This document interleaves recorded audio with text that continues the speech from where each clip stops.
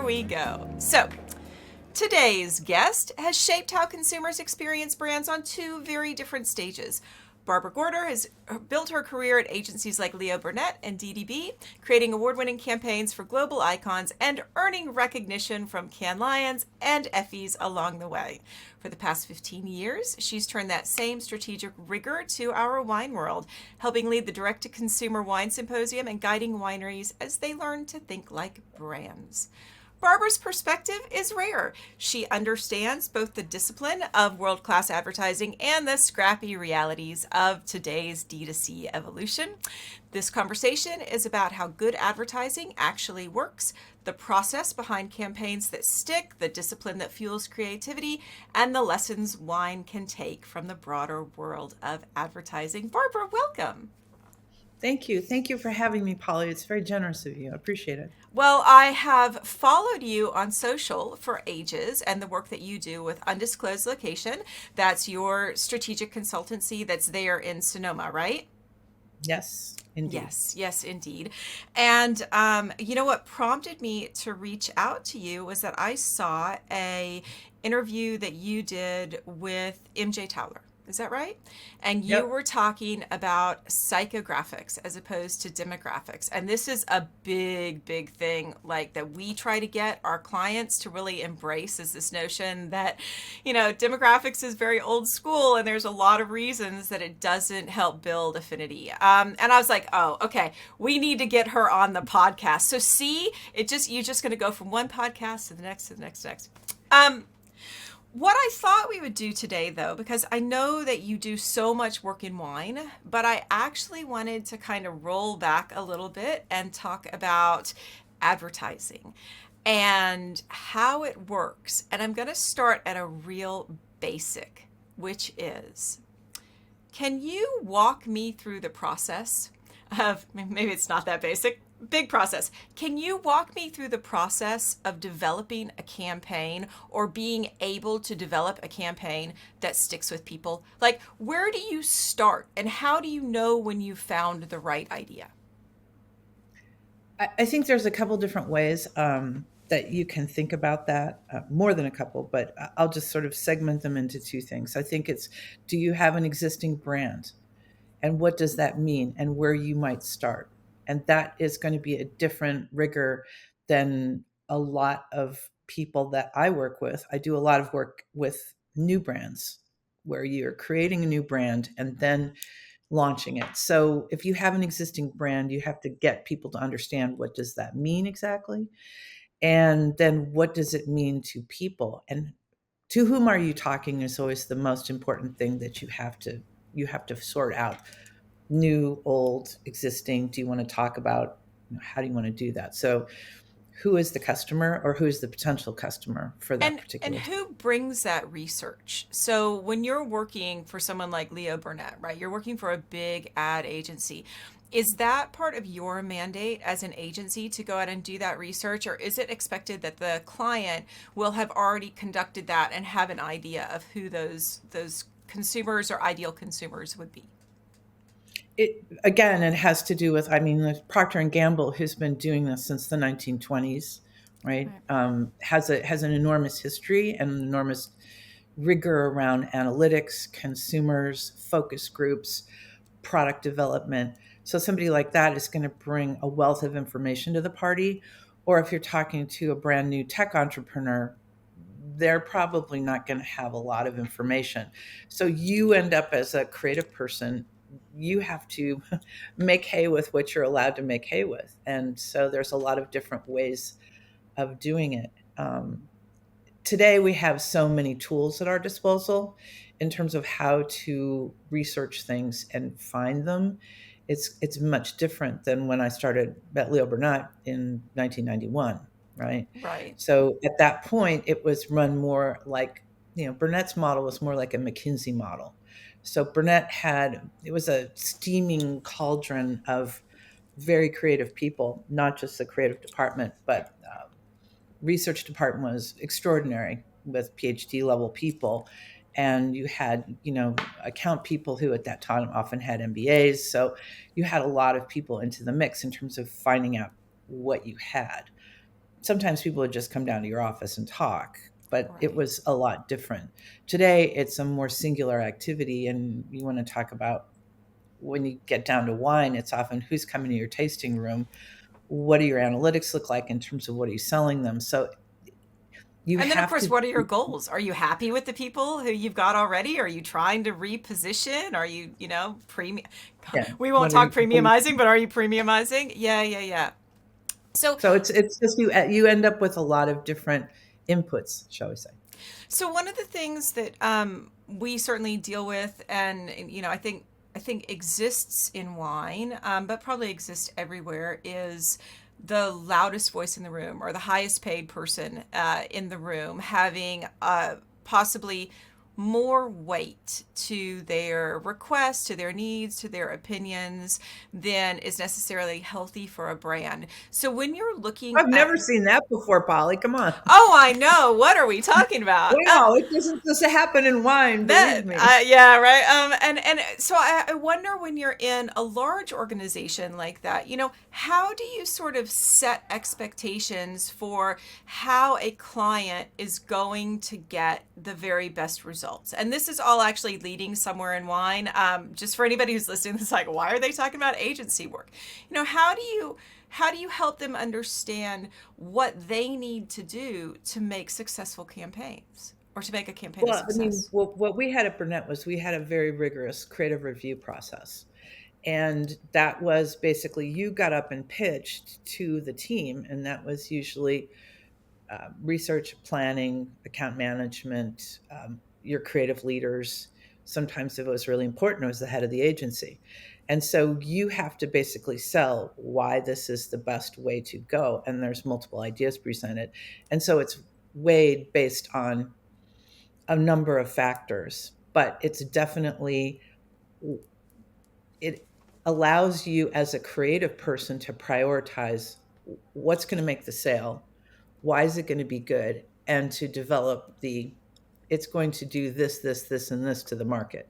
So there's a real, there's 4 box systems, there's a lot of technical stuff in there, but Right. it's reviewed by the brains who are going to the client. And then when you get to the client, hopefully everybody is on the same page. That doesn't always happen, but most of the time you are, and somebody calls the ball and says, this is what we're doing. And then you have backups. I mean, I had a Right. boss, Judith Wormy, who used to say, agencies are like bakeries. We sell cakes and cookies and pies and donuts. What do you want? Right. Right. I mean, so the reason I ask is that I often worry, because now kind of bring wine in a little bit. I worry that wine very much exists within our own echo chamber, right? Within our own bubble. And it sounds like when you're in that space and you're having to pitch, you'll have multiple teams putting their ideas forward, that there's a richness of ideas, right? And you do have this sense of collaboration, and you are competing for what is ultimately a dollar, but is actually for the best campaign. When we turn that to the work that you do with wine brands and how wine adopts or doesn't adopt advertising, do you have some recommendations for pieces of this approach that a small to medium sized winery could actually onboard to end up with better campaigns or to better brief their own marketing partners? The best thing that happens to the creative process is having an excellent creative brief always, and having a tight creative brief. And that's what actually makes it work, because oftentimes in the wine world, there are people that jump in at the 11th hour. Maybe it's the CEO, maybe it's a winemaker. And there's a lot of people who have a lot of opinions, but perhaps don't come from that rigor. But they have ideas and they want to participate in the process. But if you have a tight brief that is crafted at the beginning of the process, where this is the strategy, this is what the objective is, this is who the target consumer is, and this is what the intention, this is what we're going to do. Let's say drive traffic to your tasting room or whatever that is. Then when those people come in who perhaps don't have as much experience, or they've got some wild hair idea that they want to do, you can point to, but you agreed to the brief. So I know that you've also talked a lot about packaging, right? Packaging in some sense as even campaigns themselves, as strategies themselves. Can you just speak a little bit about that? So I love packaging. I've been doing packaging since I started. I mean, my background originally was as a designer, and that's how I started before I worked in advertising agencies, I worked as a designer. So I have a love for great design. And I think when you look at great creativity that exists inside the wine space, oftentimes you see it on the bottle. And a lot of that is for a variety of reasons. If you're in distribution, there is an enormous amount of focus on the label, probably too much. And I mean, don't get me wrong, it's a very lucrative aspect of the business, but some of the embellishments, as they call it, I mean, I've seen things that really were shocking to me in terms of like people were spending less on driving traffic to the brand from a sales perspective, like to the website, for example, especially in the DTC world, whereas they were like spending thousands and thousands of dollars on packaging because they felt it was the only face that they were putting forward. And when, there's somewhere around 34,000 SKUs annually in the wine world, it's I think back to like I always like to think about my first trips to like Chicago when I used to go into Sam's Liquors, which was this great place. And it was kind of in a bad neighborhood. And you went in and it was like this vast warehouse of stuff. And then you went down into the basement and you would see cases of like DRC and all kinds of wine brands. And they would dig out stuff for you. So Wow. it's like it was really cool. It was a super cool place back in those days, back in the 90s. But the point is that there's a vast amount of it, and if you're not really on the page of, geez, I really like Albarino, and we're doing oysters tonight, which is like this much audience, Yeah. versus I want a white wine that goes with dinner, and I'm on my way to a dinner party. And I was back in those days, that's where I was, right? And Yeah. so I would rely often on sales professionals that were in the store, or you're just looking at a bottle. But I think some of it's kind of gotten out of hand, and there's let's put it this way. I think you have to look at advertising from a holistic standpoint, and the wine business doesn't do a great job at reaching out to the consumers, which, quite frankly, wine as a beverage needs to be sold. I mean, Rob McMillan certainly talked about it when they were doing the Wine Ramp project. There have been other efforts. I mean, if we're going to compete in the CPG space, we need to be on the list of those consumers. But just doing a nice wine label ain't going to cut it. Well, this is kind of why I started with advertising, because one of the things that I notice is wine on the whole. I love my industry, but wine can be very wine centric, right? It can be we live in our Totally. own heads. It's all of these things like the Albarino and the oysters or whatever it is, the tropes that we use over and over and over again. And I do think that the packaging it's an enormous part of that. It's got some key challenges in terms of distribution, compliance, costings, The patents, compliance like bit. the It's not. It's compliance not. bit. It's not. It's not. It's not.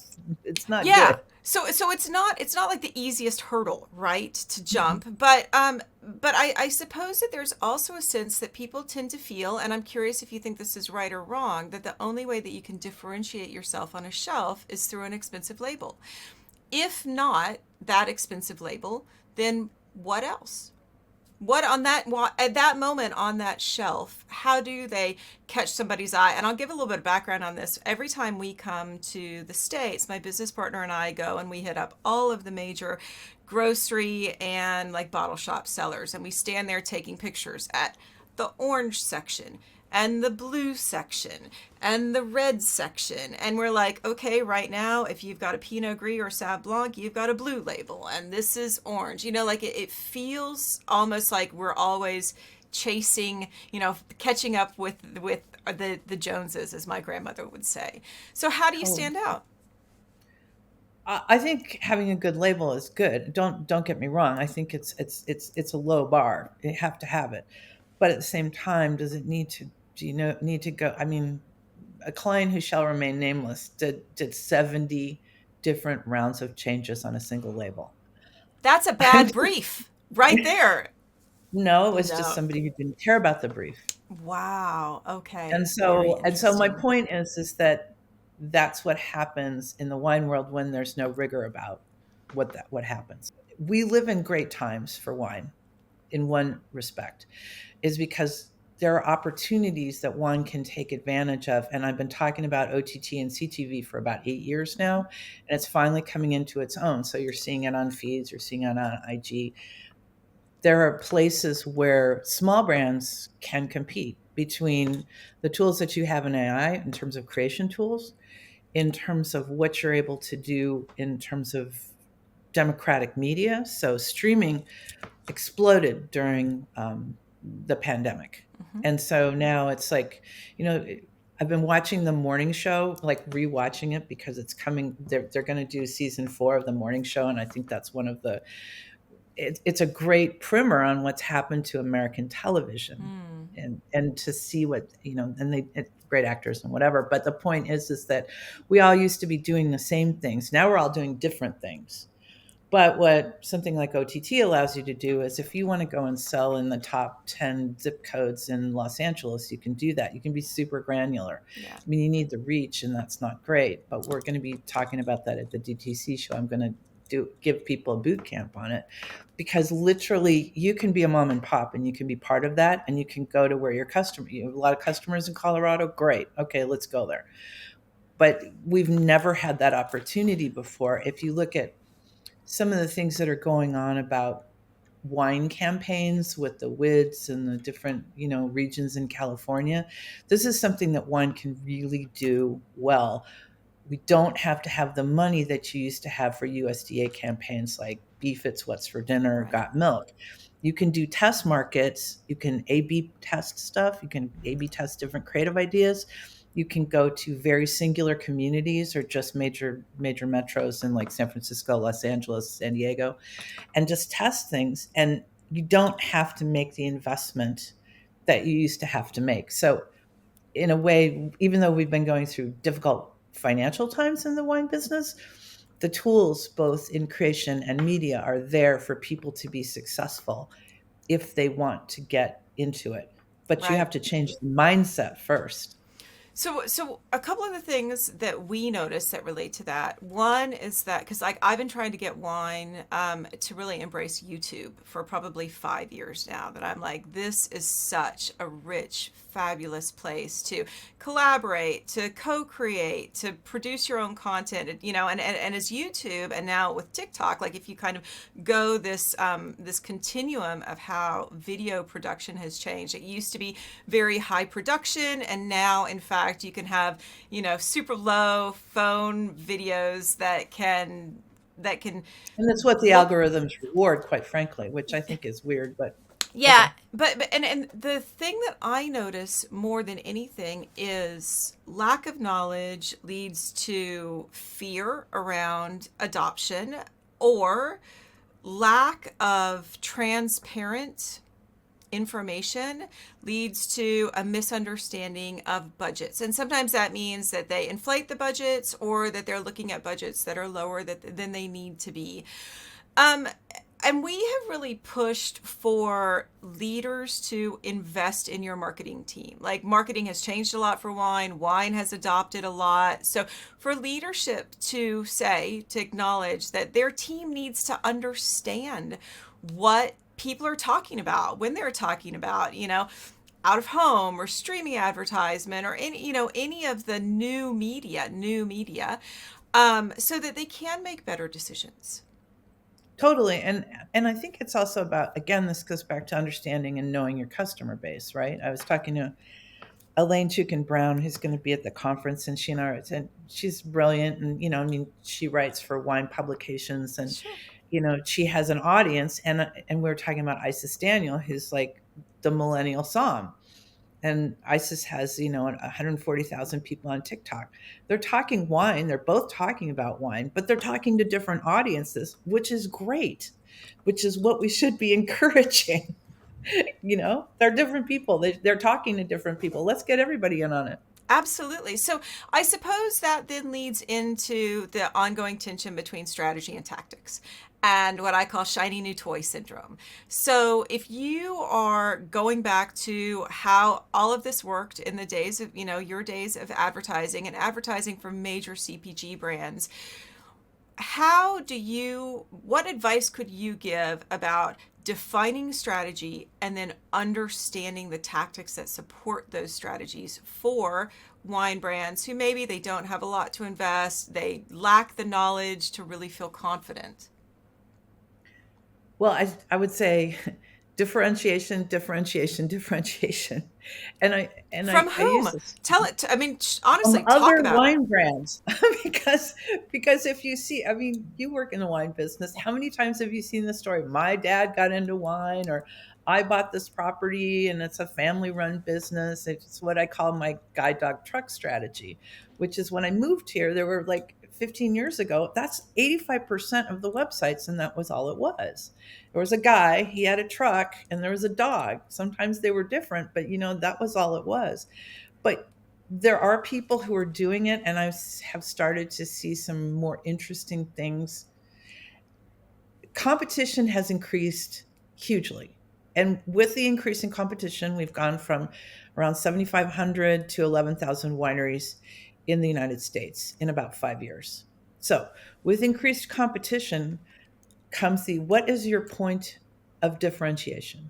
And that's what you have to get back to. Who are you, and why would I possibly be interested?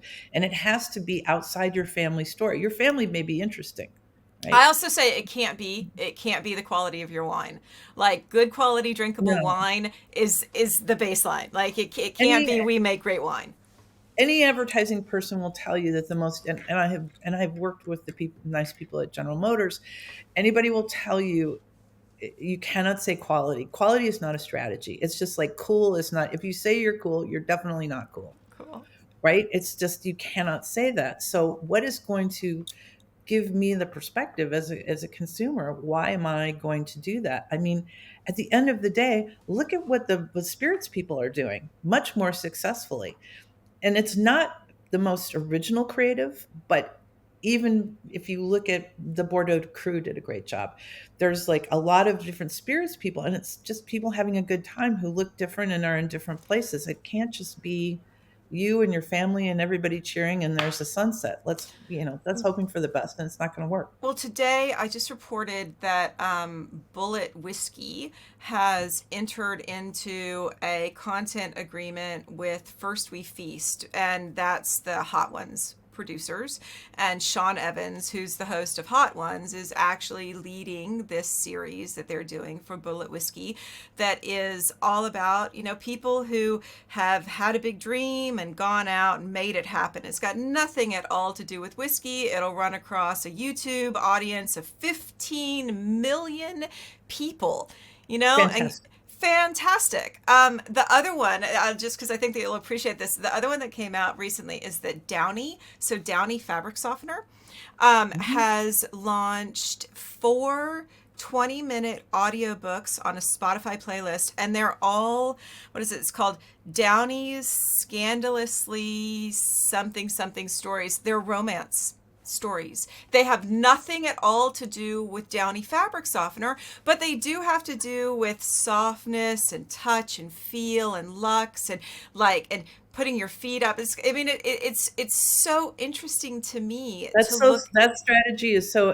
old it's new again, because Soap operas. that was how the original soap operas came out, and that's who sponsored them, and they were sold to housewives I all over know. America, and that was how they got into American households, because women were the ones who were buying and continue to Still buy is. 85% of all household Yeah. products. Yeah. So I yeah, mean, it's but like but now that's the people whole are thing is I listening to love it. podcasts. I, Okay, I cool. love that notion of we're not even talking about the product. Like that's one of the things that when I think we talk about all of these 11,000 wineries and of course the briefs that we all see is this notion of tell me everything about your brand that has nothing to do with your wine. Like what is, if you want to go with the unfair advantage, what is the thing that when people walk in and they meet you and the brand for the first time, what is the thing that they love, and they come back time and again for? Or how is the tasting room? How do they talk about your brand? How does that 24-year-old who's serving in your tasting room on a Saturday, what are those beats that What kind come of up music time are and they again? listening to? What do they like?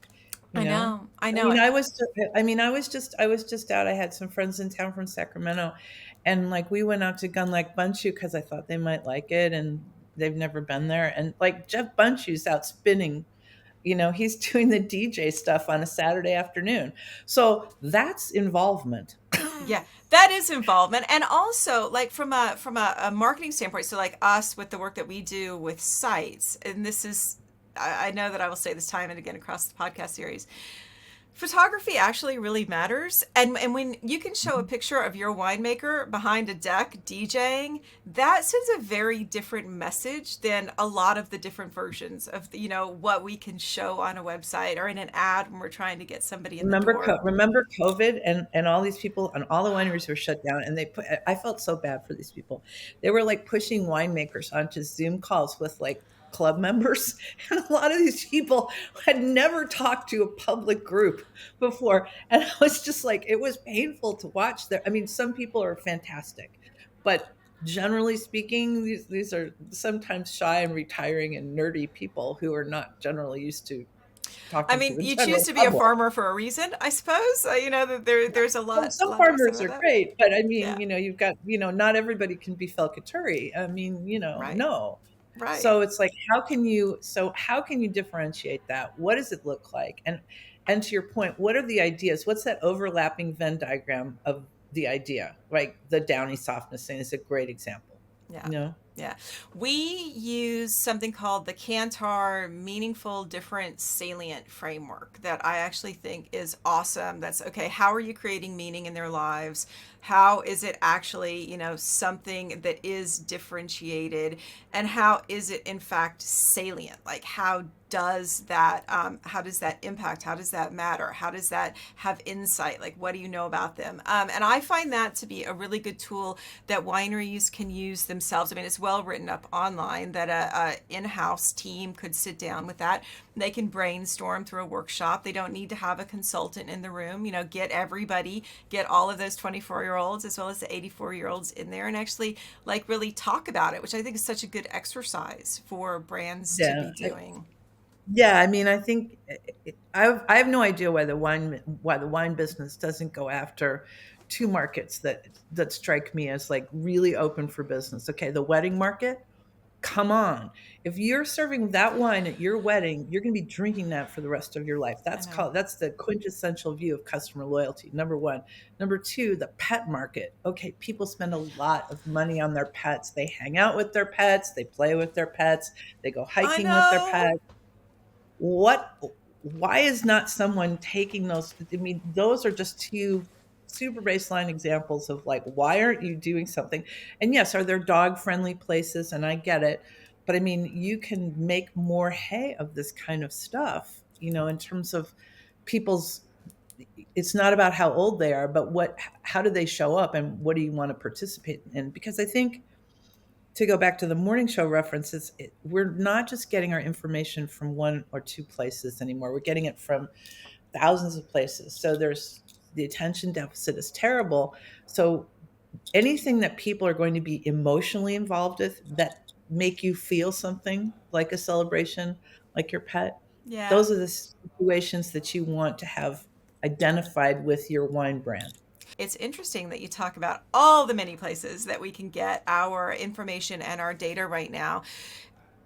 When you're assessing or when you're thinking about how big brands assess the success of a campaign and turn that towards smaller wine brands right now, I know that, obviously revenue is a key driver, but beyond that, what are the markers that you think brands should be looking at? What are the KPIs that maybe people are missing when they're sitting down and writing those briefs that have that long-term impact on their marketing, not just that immediate impact on their sales, which of course is a whole another piece of tension. So I think one of the most interesting people who talks about this very successfully is Gary Vaynerchuk, right? So he sort of has the spaghetti at the wall approach, which is different than the way that I was raised inside of the CPG business. But for people who are digital, it's brilliant. And so basically, because I think we all come to problem solve with assumptions, including me, right? When people call me when they have problems. And then it's like I come there thinking about, if it's a brand I know, I'm thinking about that brand. I'll probably do some research or whatever. But there's all the stuff you don't know. So his point is that if you can do as many digital iterations, put it up, see what people will respond to organically. Sometimes it's surprising. And then once you have those top winners, then start to fund Yeah. those organic and repost, because it's a media way to do it. It's different, but it's from a small brand perspective, it's also incredibly effective.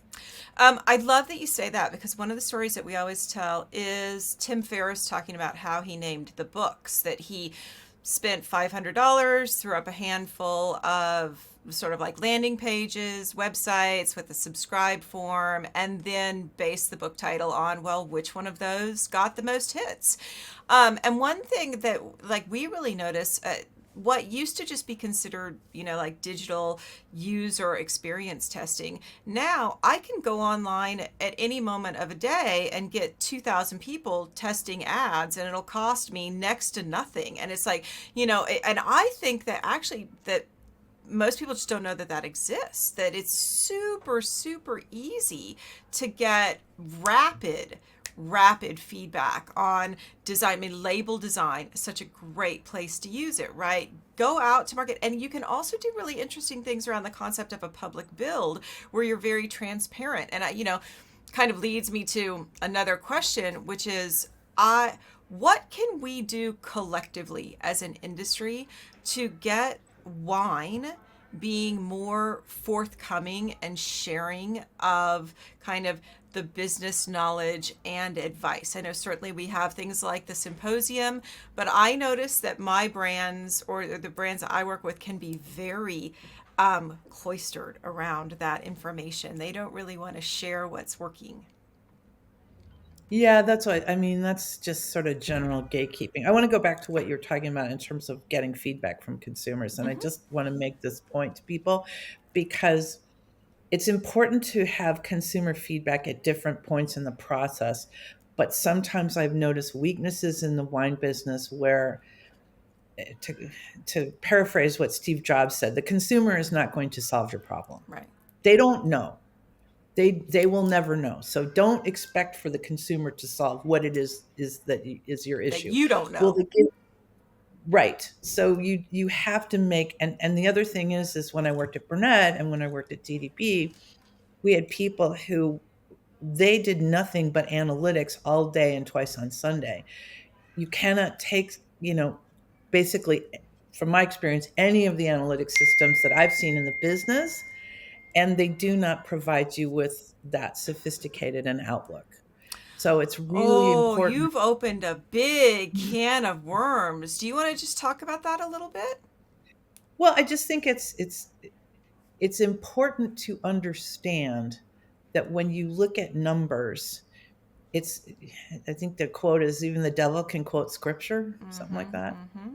So you have to be very careful with simplistic analysis. And I've seen people do this. So if you have a winery and it looks like you're selling one kind of wine more than another kind of wine, it isn't, it's probably a fair set of complex attributions as to why that is. It's not going to be, hey, it's because white wine is hot. That's not it. I mean, you have to, I mean, I'm using sort of a dumbed down example, Yeah. but people are probably drinking, during the summer months, people drink more white wine. Wow. Women often choose white wine as a cocktail. White wine tends to be lower in alcohol. White wine is That on cheaper. and on. It's also cheaper. Thank you very much. So there could be, so the complexities around that need to be addressed. So just looking at your numbers inside of your On a analytics dashboard. on a dashboard is not, repeat, not solving your creative problem. It's necessary. I always say that observation is the mother of invention. If you really want to do that and you really want to go and meet your consumers, go out in your tasting room or go into a wine bar that's local. And I go to the Fairmont on Friday nights and just watch families and people. My husband would say, "Oh, local." visitor. How are they dressed? What are they drinking? Do they have kids? Do they have dogs? What are they, are they there listening to music? But observation is probably way more important than just your allocations or what happens in your numbers dashboard. I love that you say that because we have really fought to get qualitative to like have a seat at the table because I know that with the proliferation of dashboards, everybody's got a dashboard, right? That people like this idea that they can tether themselves to a number. They can go back, they can report. It's, as you say, it's all very simplistic.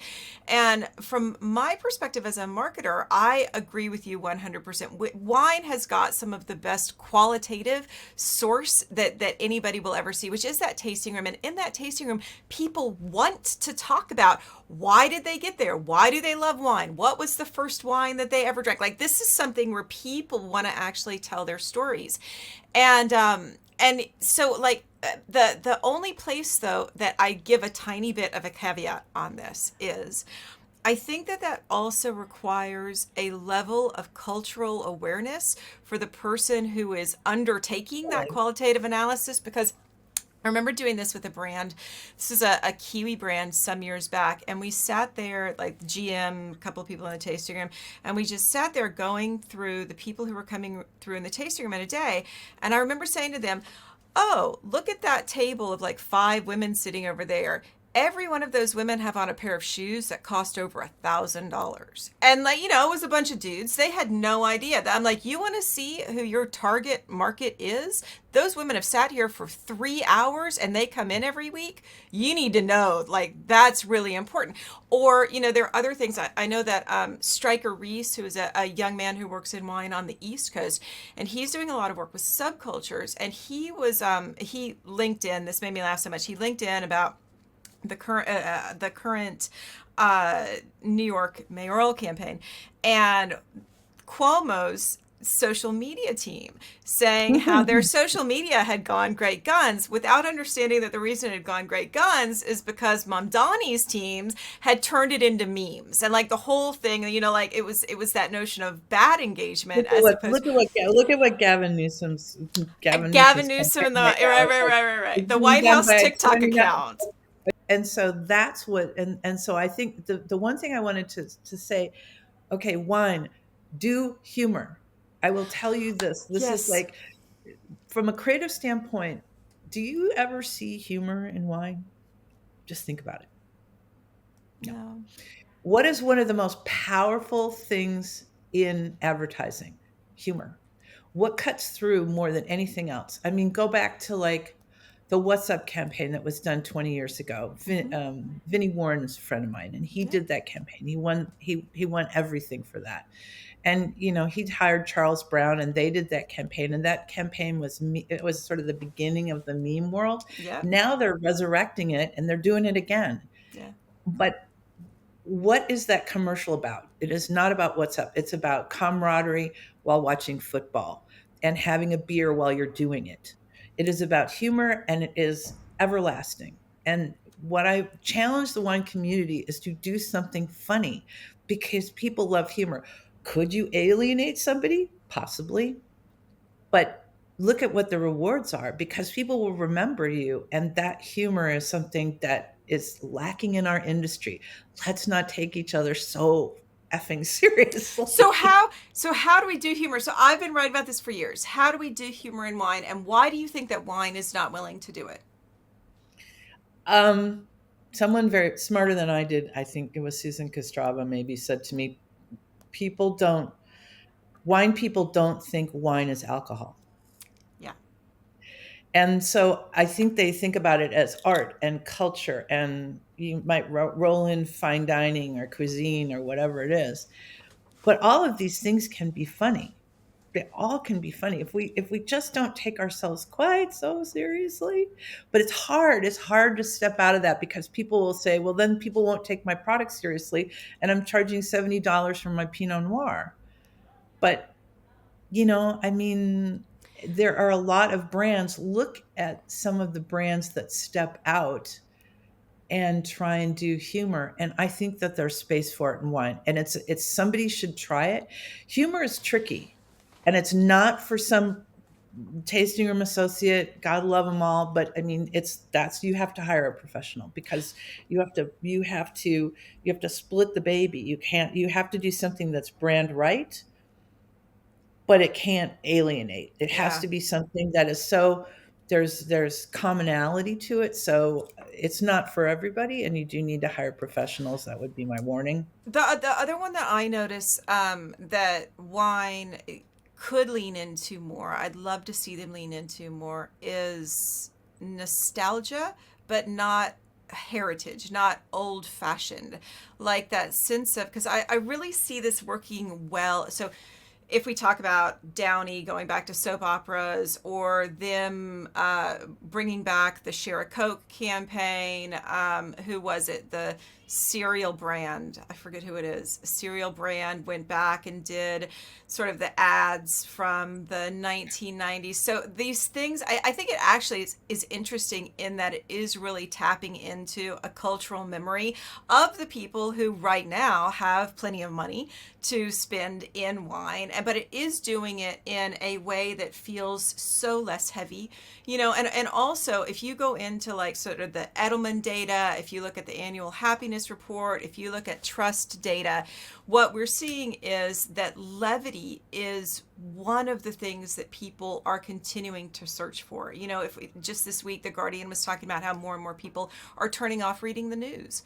And so, Well, how can you there's a fill an reason for that. emotional, right? So, how can you fill this emotional space that is actually something we want to listen to? Do you remember ads in Europe back in the day? Like when we were growing up, ads in Europe, they were so funny and they were so silly. And I remember it happened because, and this is my understanding, somebody can correct me if in the comments if I'm wrong, all the ads in France ran at the end of the program. They didn't cut That's them right. up. And so if you were going to get people to sit through your ads actually had to be enticing or compelling enough that you would sit through and watch them. And Usually so they they were were naked great people. ads. And Naked that's how people they on a got beach people to and do it. sharks and things like that. But yeah, that sense of, well, how do we actually create marketing and ads that people are willing to give up their time to sit and listen to and look through and be enamored by? Well, what I was going to say is I think nostalgia goes in and out, right? But we live in what the Chinese might call interesting times. So because there is chaos that happens daily, weekly, monthly, we're in a very chaotic time across many categories. Nostalgia provides comfort, warmth, happiness, and Yeah. gives you that perspective. So that's one reason why nostalgia is like reading high in trends right now. Yeah. And I would say getting people to watch is something that is compelling and different than what other people are doing. And so if you can do that and you can surprise people that it's a wine ad, why not?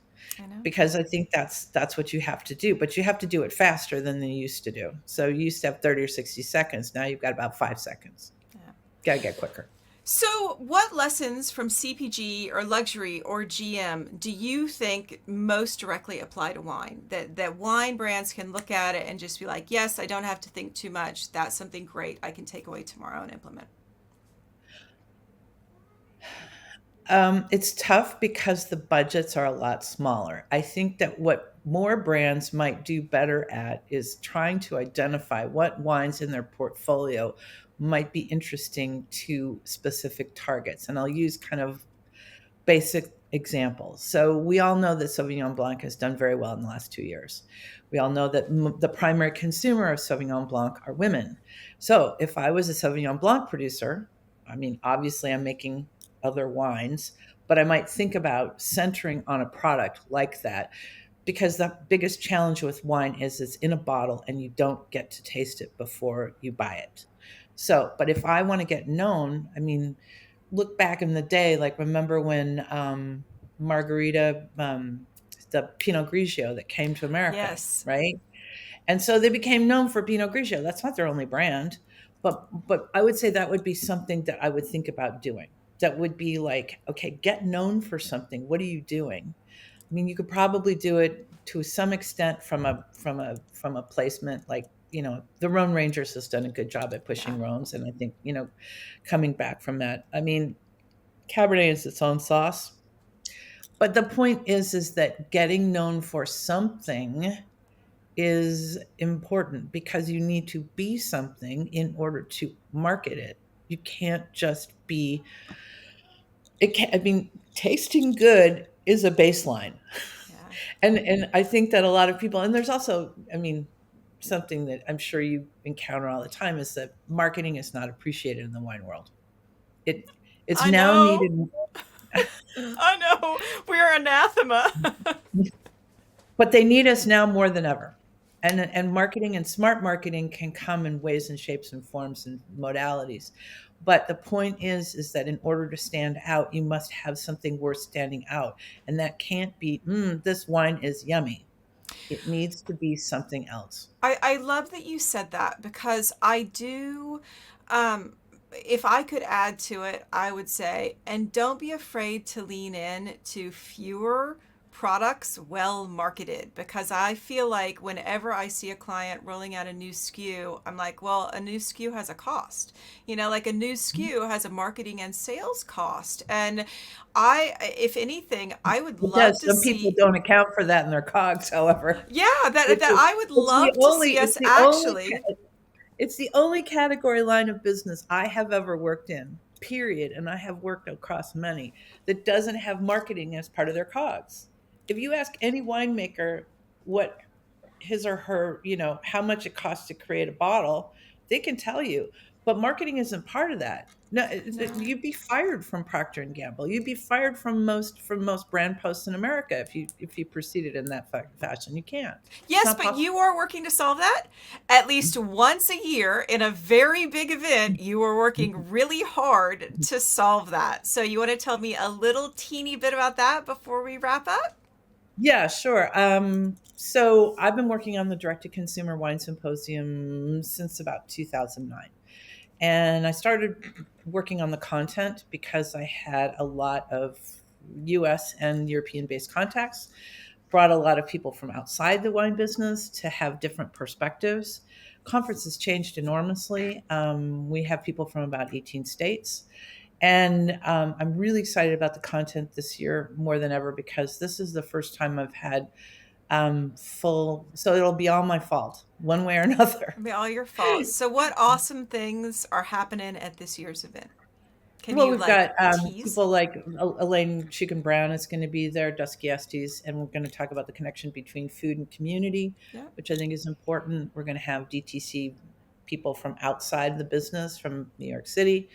We're going to bring in, to your point earlier, talk about psychographics and looking at your customer more broadly, calculating CAC, Yeah. Pareto's law, and then having experts do boot camps. So we're going to do 90-minute sessions where we're going to literally sit down and teach you how to do things. We've never done that before. So Nice. that's, Okay. I think, the point. We've always been a content forward show, and now more than ever, that's what we want to be. I mean, we love our sponsors. That's why we can do it. It's a fundraiser for Free the Grapes, which, makes us all able to ship wines across 47 states. Yes. So it's a good cause. It's for the cause. But it's more than anything else. I think it's a chance for the community to come together. And I think that now more than ever, wines needs to hang together, or we will all hang separately. So you're a marketer. You need to be valued. Here's how you're going to do it. We're going to help people bring that interesting content. And also just their own marketers. Like, get your people there and upskill your own marketers because they are your customer advocate in the room. And the more they know, the stronger you are as a brand. So That is so awesome. that's so true. I think marketing people, I have always felt like I had the responsibility to represent the consumer in corporate boardrooms, in wine rooms, and to speak for those who are not there. And I take it seriously. 100%. Well, I will have the link to buy tickets in the show notes when this goes out. And Barbara, thank you so much. I'm grateful for your time, and I love everything that you said. Like, massive high fives from me. I know my team will be behind it. So really Well, thank you grateful to so have much, you. and I really appreciate it. And when you get over from Barcelona, let's have a glass of wine together in Sonoma. I know, perfect. I want to go. I want to go to the DJ guy because I've heard about that brand, but I've never been there.